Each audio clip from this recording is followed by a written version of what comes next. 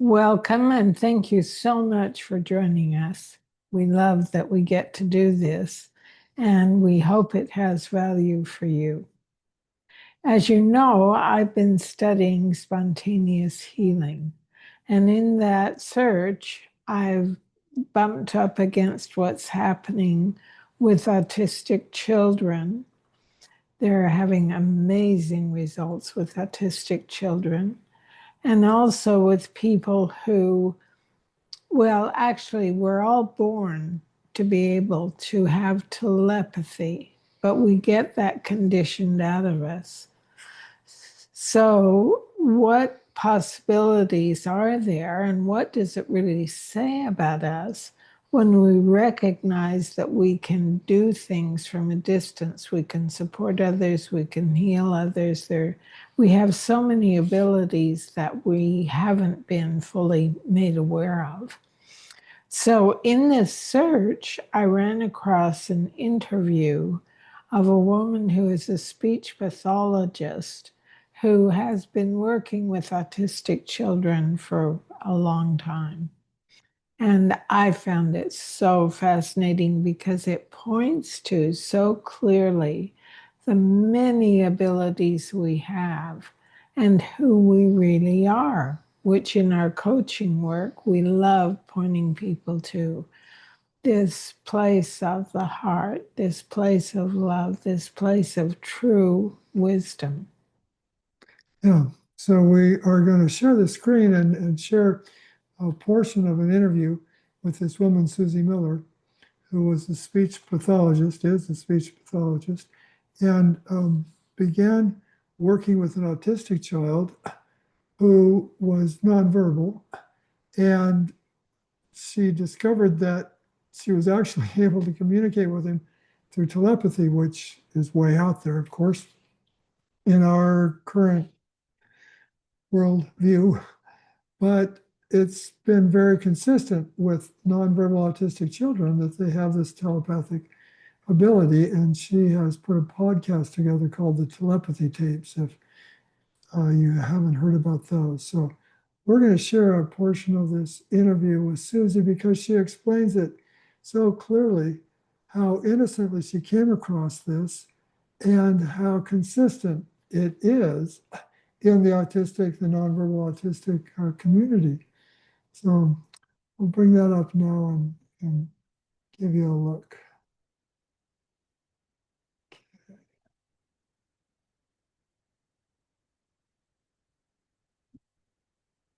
Hi, everyone. This is going to be a very different conversation, but I'm so excited and so thrilled to be sharing time with the wonderful Susie Miller. And you may know her name, Susie Miller, because she's appeared very fully on the telepathy tapes, if you've heard those. And Susie started life as a former pediatric speech language therapist, pathologist, in fact, and that's quite a mouthful in itself. So, but has spent the last 30 years working with non-verbal autistic children. And she's a visionary speaker, she's a multi-dimensional communicator, she's the author of a wonderful book called Awesomeism, wonderful title, A New Way to Understand Autism. And in that book, you reframe autism as a unique expression of consciousness. So, welcome, Susie. It's going to be such a joy to share with you. And just before we get started, I just want to congratulate you on your courage, being such a unique pioneer in this field. And I'm sure it wasn't always easy. I'm sure it was very hard at times because you were forging a completely unique path. And I think perhaps unknowingly, I don't know, a vision for our future. And I just want to say how much I respect your work. And it really is incredible. So thank you on behalf of humanity for staying the course. I think it's been a huge service for humanity and ongoing. So welcome. Thank you, Pam. It's really nice to be here. And have you always been telepathic, Susie? As a child, I definitely had awarenesses that other people, I figured out very quickly, didn't have. But I think, like everybody, children have all kinds of telepathic communication and capacity to see and hear and know. But, we get conditioned out of it and we shut it down. And so that definitely happened for me. And then it got opened back up in a pretty wild way. So, And do you want to share that, how you got started on this particular route? yeah, so as you shared, I was a pediatric speech language pathologist. I had a private practice in the state of Maine, and I had a new client on my caseload. I went to see him in a daycare center. And when I went to see him, this was 1999. I graduated with my master's degree in 1986. And the incidence of autism in 86 was 1 in 10,000. There was no education about autism because there wasn't very many. So I walked into the daycare center and he's walking back and forth and he's saying, "It's the millennium, it's 1999. And I just honestly thought he was a weird little kid. I mean, through the lens that I was looking at that time, I had no idea why he was just repeating things. He walked right up to me in the daycare center, looked me right in the eyes, which is not common for a child diagnosed with autism. And he said, "Master." And when he said "Master," I felt this like cascade of energy like run down through my body. And it was very disorienting. And as I'm listening to him, I remember thinking, who's the master here? Like, who can say a word and like literally make something run through your body? So I took him to the back of the daycare center, sat down with my back against the door, because of course he's a little 4-year-old and he wants to get out and be with his friends. So he was marching around again. It's the millennium, it's 1999. And as he was doing that, and I'm sitting with my back against the door, all of a sudden I see like a light body floating above his physical body. I had no idea what that was. I just saw it was like a paper doll cutout of light, same size as his physical body, but up and to the right. And the only thing that connected his physical body to or the light body to his physical body, was a little tail that hung off of his foot, light body foot, and dangled down into his heart space. And I kept rubbing my eyes, trying to get that to go away. It wouldn't. And I was, still a little bit discombobulated, you might say, from that word master and from what was coming through that. And so when I couldn't get it to go away, I just said in my head, okay, what's going on here? Like, what is this? And I heard a little boy's voice in my head telepathically. He said, "That's my light body. You're here to put my light body back with my physical body." And so I had no idea why he thought I could do that. I had no idea how we were going to do that, but I knew absolutely that it was going to happen. Can't even explain that, but I did know that it was going to happen. I also knew that my life had changed that day. And basically, he took me through a year-long process where he would come to me through telepathy. He would bilocate into my home, to my space. He would show up in dreams, and he would tell me, "This is what I want you to do. This is what I want you to bring. This is what." And at the same time, I was just being bombarded. It was like he put a key in and unlocked something. And all of this capacity that I didn't know I had, all of the guides and the supports and they just came flooding in that year. And at the end of that year, I did an energy session on his behalf from my house to his house. And the next day, so I did the energy session from a distance, but the next day I went to physically go and see him. And when I opened the door, when he opened the door, Mom opens the door, he's standing at the top of the staircase. And he goes, "Hi, Susie, how are you?" Like, communication just clear. And so I, took him to the back of his house to his sister's room, and we're just writing. He's writing and speaking. And he says, "It's the most amazing advance. You love them." And he said, "Now advance the magic." Wow. So that was the first time he'd ever spoken. that was the first time he spoke, I would say, in a coherent, meaningful fashion. Like, he had some like repetitive speech, like, "It's the millennium, it's 1999, but nothing that made sense, nothing that was reciprocal kind of communication. So, I mean, I was on my knees in tears because I knew exactly what had happened, and I knew that he had walked me right through that whole thing. So from that point on, he really taught you how to communicate with other autistic children, nonverbal. Really, from the get-go, from that first meeting in 1999, he was opening me back up to be able to interface between their worlds and ours. And so interestingly, every child that came after that, I got more and more children diagnosed with autism on my caseload after that. And every single one of them was telepathic. Every single one of them would tell me what was required so that they could feel more comfortable here, or what I needed to share with their parents. And after a period of time, then it became like the collective consciousness of that population started showing up. So yeah, it was quite a ride.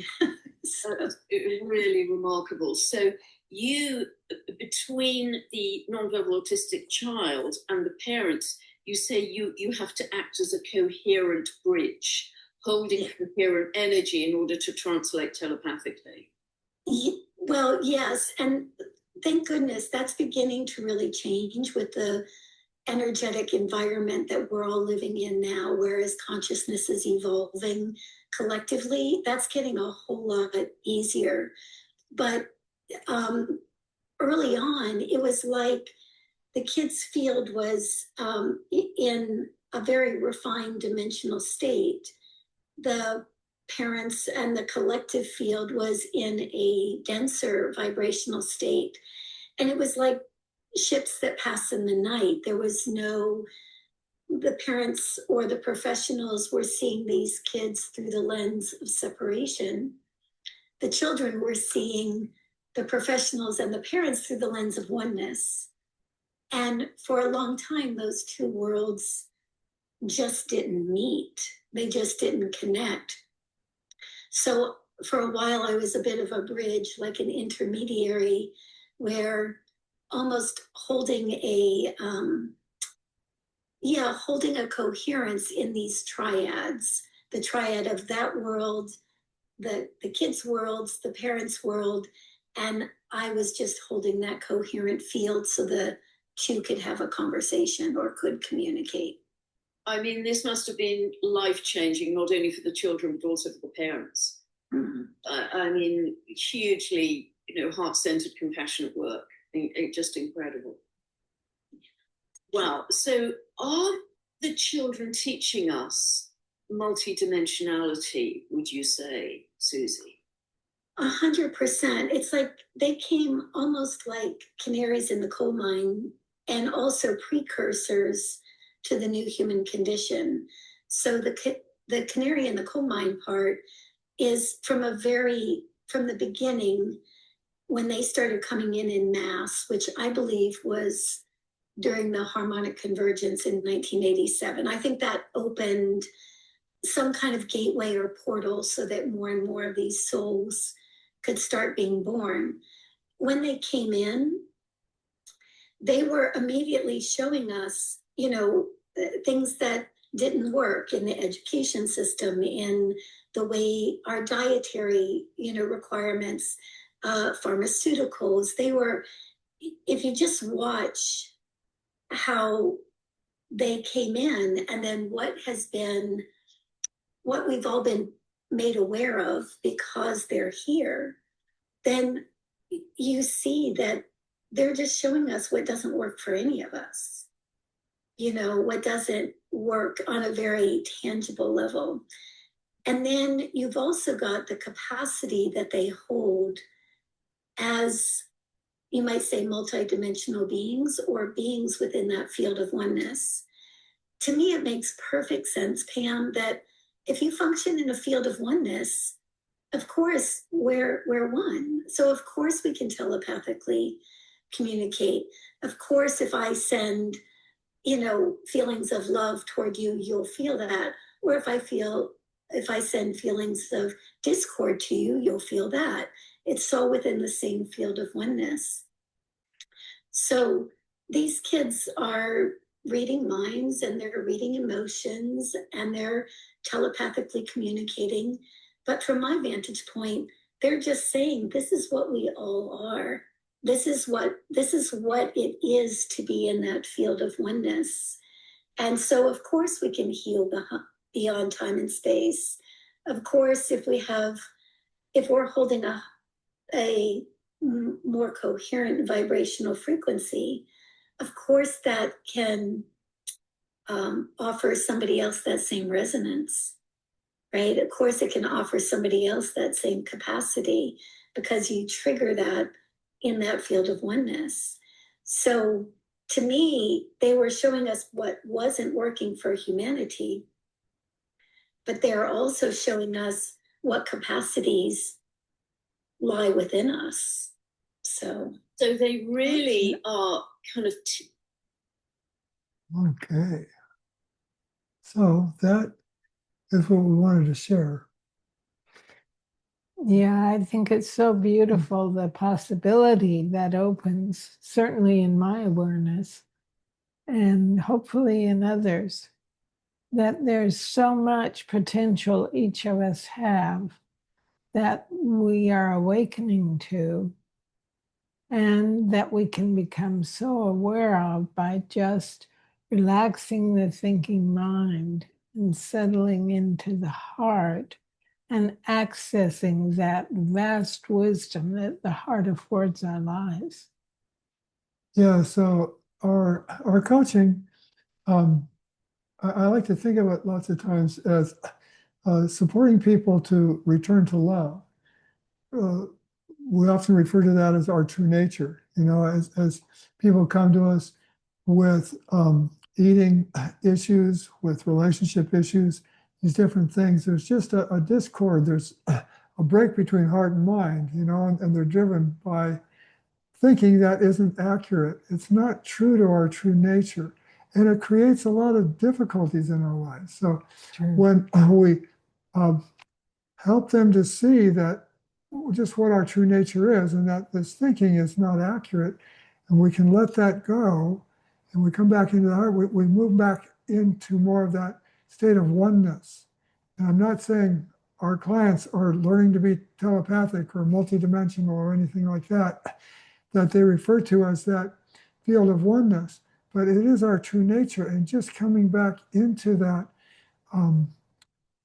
oneness that we are, the wholeness that we are, our ability to relate from love, to relate well in situations, with our relationship with other people, with our relationship with food, with our relationship with coworkers. Everything that we do in this world is relational. It's all about relationship. So the quality of that relationship is always a reflection of the quality of the relationship I have with myself.